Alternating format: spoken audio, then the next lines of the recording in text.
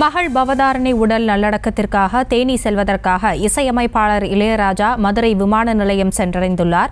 அந்த காட்சிகளை பார்த்து வருகிறோம். இளையராஜாவின் மகள் பவதாரணி தேனியில் நல்லடக்கம் செய்யப்பட உள்ள நிலையில் குடும்பத்துடன் சென்னையில் இருந்து தனி விமானம் மூலம் தேனி செல்வதற்காக மதுரை விமான நிலையம் தற்போது வந்தடைந்தார். இளையராஜாவின் இளைய மகளான பவதாரணி நேற்று முன்தினம் இலங்கையில் காலமானார். அவரது உடல் இலங்கையில் இருந்து சென்னைக்கு கொண்டு வரப்பட்டு அஞ்சலிக்காக வைக்கப்பட்டிருந்தது. நேற்று இரவு சாலை மார்க்கமாக சென்னையிலிருந்து தேனி மாவட்டத்திற்கு நல்லடக்கம் செய்வதற்காக கொண்டு செல்லப்பட்டது.